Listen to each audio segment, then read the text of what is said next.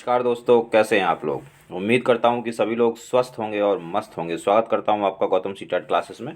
तो चलिए दोस्तों, क्लास की बात करते हैं। देखिए, आज जो हमारी क्लास है वो ईवीएस पेडागोजी की क्लास है। 21 जनवरी 2022 को जो पेपर हुआ था, यानी कि पेपर जो फर्स्ट हुआ था, उसकी जो ईवीएस है उसमें पेडागोजी के जो क्वेश्चन है आज हम लोग सॉल्व करेंगे। क्योंकि अब सीटेट देखो बिल्कुल करीब आ चुका है। तो जब सीटेट करीब आ जाए तो सबसे बेस्ट तरीका है तैयारी का, प्रीवियस ईयर के जो क्वेश्चन पेपर हैं आप उनको सॉल्व कीजिए। तो दोस्तों, उसी के संदर्भ में आज की क्लास रहेगी। चलिए क्लास स्टार्ट करते हैं।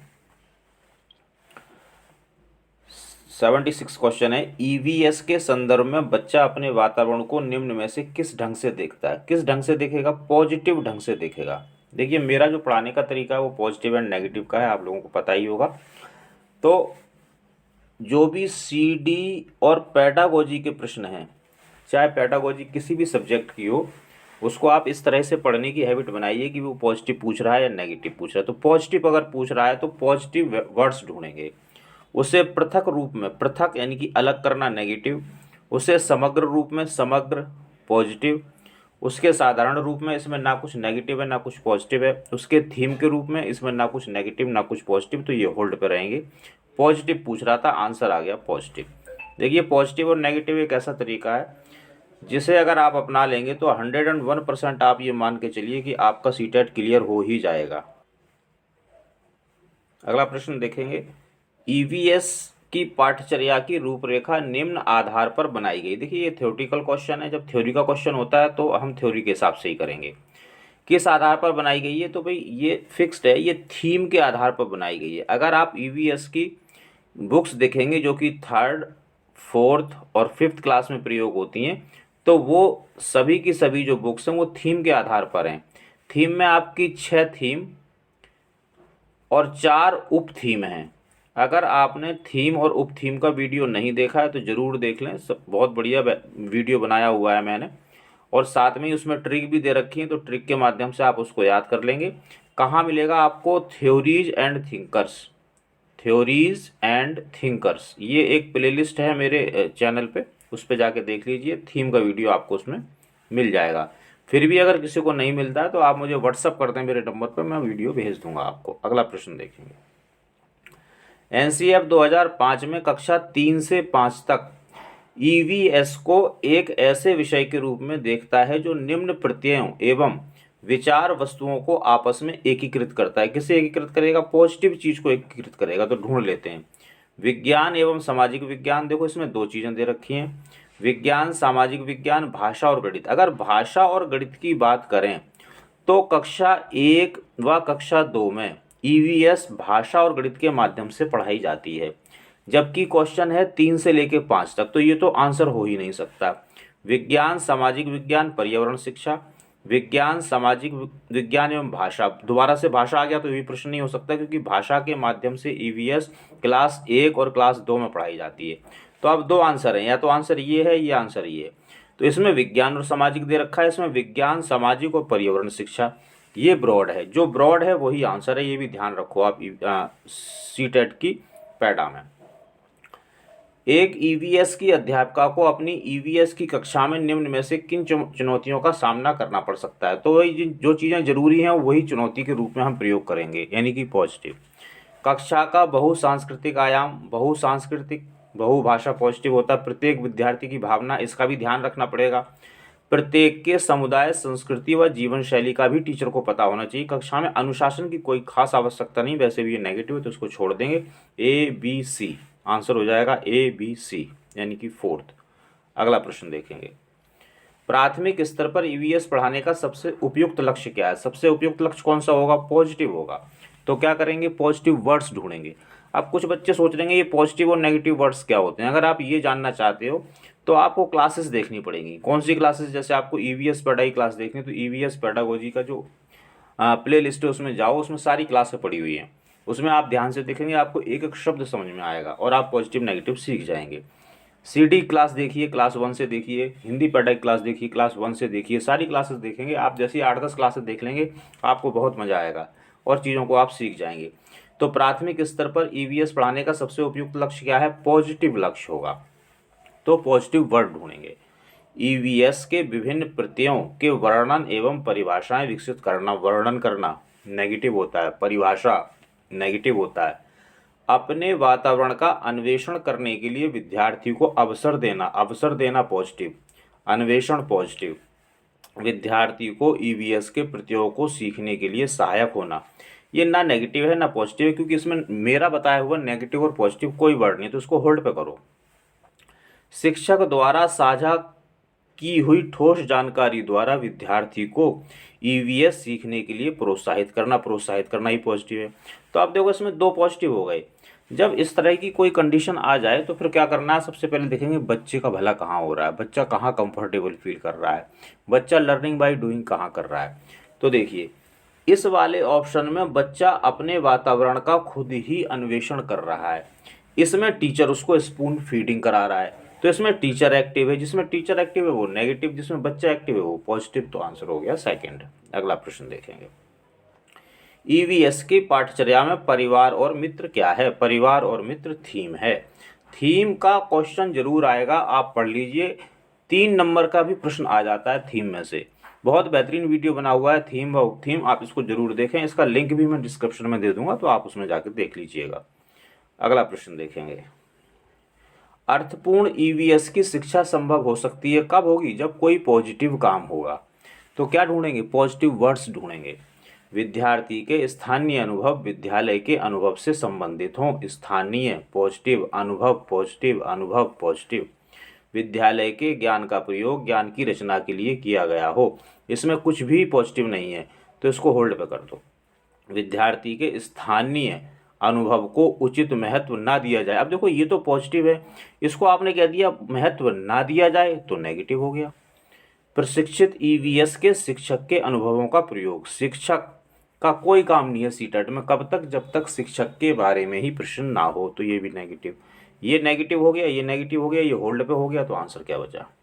और वैसे भी एनसीएफ 2005 कहता है कि विद्यालय को समाज के अंदर और समाज को विद्यालय के अंदर लाया जाना चाहिए। ईवीएस की शिक्षा में शिक्षकों द्वारा किए गए क्रियाकलापों के पश्चात प्रमाणिक एवं अर्थपूर्ण शिक्षा हेतु क्या होना चाहिए? पॉजिटिव काम होना चाहिए भाई। विचार विमर्श पॉजिटिव है। क्रियाकलाप की सूची बनाना, सूची नेगेटिव। याद करना नेगेटिव। पुनरावृत्ति नेगेटिव। आंसर हो गया। इससे ज़्यादा और क्या चाहिए आप लोगों को? मतलब कितना आसान बनाऊं सीटेट को, बहुत ही इजी है। 10 से 12 सेकंड में आंसर निकल आता है। आप क्लासेस तो देखिए, क्लासें देखेंगे तो आपको बहुत सारी चीज़ें समझ में आएंगी। ईवीएस कक्षाओं में सामूहिक गतिविधियों द्वारा सीखने को बढ़ावा दिया जाता है। क्यों? कुछ पॉजिटिव होगा इसलिए बढ़ावा दिया जाता है। तो पॉजिटिव वर्ड्स ढूंढेंगे। यह सहपाठी अधिगम उपलब्ध कराती है। सुनने में अच्छा लग रहा है तो अच्छा हो सकता है, पॉजिटिव सा लग रहा है। यह विद्यार्थी में सामाजिक आदान प्रदान को सुधारती है, ये भी सुनने में अच्छा लग रहा है। यह विद्यार्थी में सहपाठी एवं सामाजिक अधिगम उपलब्ध कराती है, उसमें सुधार करती है। विद्यार्थी केवल सामूहिक शिक्षा की मांग करते हैं, केवल नेगेटिव, ये तो बिल्कुल हटा दो। अब देखो ये वाला ऑप्शन और ये वाला ऑप्शन तीसरे ऑप्शन में इंक्लूड है, यानी कि तीसरे वाला सबसे ज़्यादा ब्रॉड है। तो जो सबसे ज़्यादा ब्रॉड है वही आंसर है, ये भी ध्यान रखना। निम्नलिखित में से क्या ईवीएस के अधिगम में प्रक्रिया कौशल को चिन्हित करता है? तो पॉजिटिव चीज ढूंढने की कोशिश करेंगे। स्मरण नेगेटिव, वर्णन करना नेगेटिव, कथन और वर्गीकरण, अब ये दो चीजें हैं। क्या कह रहा है? प्रक्रिया कौशल को चिन्हित करता है, इसमें बच्चा कुछ क्रिया करे। कथन में कोई क्रिया नहीं हो रही है, वर्गीकरण बच्चा करेगा तो ये एक क्रिया है। यही आंसर है भाई, थोड़ा सा दिमाग लगाना पड़ा, बात बन गई। ईवीएस की शिक्षा में शिक्षकों द्वारा अभिभावकों एवं समुदाय की भागीदारी को बढ़ावा देने का सबसे उपयुक्त उद्देश्य क्या है? पॉजिटिव होगा उद्देश्य, नेगेटिव तो हो ही नहीं सकता। तो क्या ढूंढेंगे? पॉजिटिव वर्ड्स ढूंढेंगे। शिक्षक को विद्यार्थी की सामाजिक सांस्कृतिक पृष्ठभूमि को जानने का अवसर देना। सामाजिक सांस्कृतिक पृष्ठभूमि पॉजिटिव, अवसर देना पॉजिटिव। राष्ट्र की नीतियों की प्रस्तावना का पालन करना, नीति नेगेटिव। विद्यार्थी में अनुशासन बनाए रखना, अनुशासन नेगेटिव। विद्यार्थी को जानना तथा उसकी शिक्षा में उनका मार्गदर्शन करना, ये भी कुछ हद तक ठीक है, लेकिन इसमें कोई भी वर्ड मैं जो बताता हूँ वो पॉजिटिव नहीं है, तो इसको होल्ड पे करेंगे। ये होल्ड हो गया, ये नेगेटिव हो गया, ये नेगेटिव हो गया, ये प्रॉपर पॉजिटिव है दो जगह, तो आंसर कर दो। अब ये नेगेटिव पॉजिटिव क्या वाला है मैं आपको बार बार बता रहा हूँ, क्लासेस देखेंगे तो आपको ये चीज़ें समझ में आएंगी, इसलिए क्लासेस देखिए। क्लासेस देखिए, बार बार बताता हूँ मैं, अगर आपको सीटेट क्लियर करना है तो। प्राइमरी स्तर पर ईवीएस कक्षाओं की चुनौतियों व विषय समस्याओं को भली प्रकार संबोधित निम्न द्वारा किया जा सकता है। किसके द्वारा करोगे? पॉजिटिव चीज के द्वारा कियोगे। पूरी की पूरी सीडीपी जो कि फर्स्ट पेपर में 90 मार्क्स की आती है, पॉजिटिव और नेगेटिव से सॉल्व हो जाती है, बशर्ते आप पॉजिटिव और नेगेटिव को सीख लें। सीखने का तरीका मैंने आपको बताया, जितनी ज़्यादा प्रैक्टिस करोगे उतना ज़्यादा आप पॉजिटिव और नेगेटिव वर्ड्स को सीख जाएंगे। नेगेटिव और पॉजिटिव वर्ड्स क्या होते हैं ये मैं क्लासेस में बताता हूँ, और सारी क्लासेस, मैक्सिमम क्लासेस सीडी की 50 से ज़्यादा 50 क्लासेस पड़ी हुई हैं। 50 क्लास देख लो, सीडी में आपके 30/30 भी आ जाएँ तो कोई बड़े आश्चर्य की बात नहीं होगी। बट पॉजिटिव नेगेटिव सीखने पड़ेंगे, प्रैक्टिस करनी पड़ेगी। चलिए, क्या ढूंढना है? पॉजिटिव ढूंढना है। व्याख्या नेगेटिव, विचार विमर्श पॉजिटिव, मुक्त वाद विवाद पॉजिटिव, व्याख्या नेगेटिव, प्रदर्शन ना नेगेटिव है ना पॉजिटिव है, इसे होल्ड पर करो। विचार विमर्श पॉजिटिव, वाद विवाद पॉजिटिव।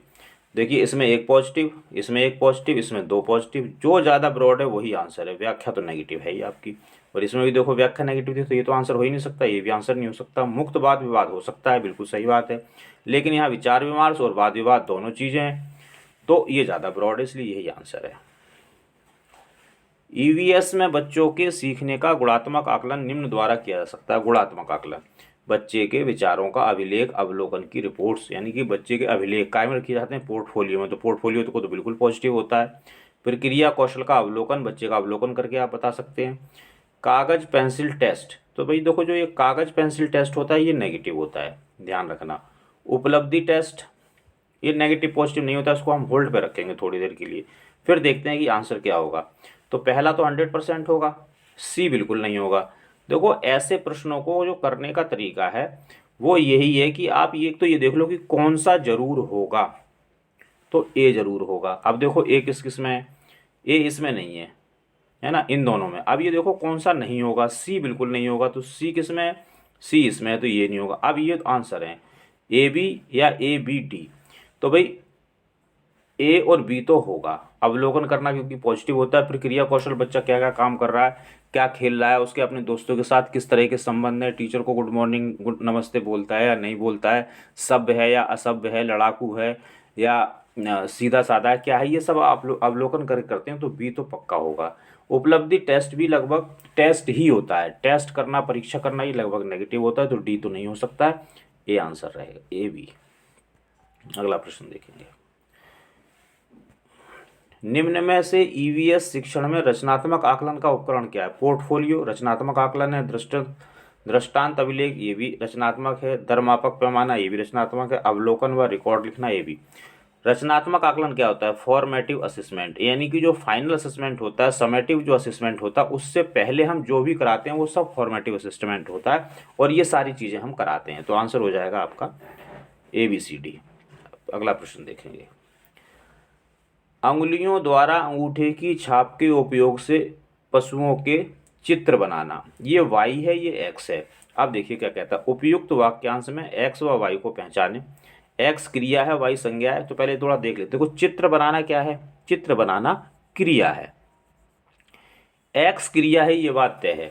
x क्रिया है, सही बात है, x क्रिया है, सही बात है। x संज्ञानात्मक क्रिया है, सही बात है। x पाठ्यवस्तु है, नहीं है, तो इसका मतलब ABC, ये आपका आंसर हो जाएगा B।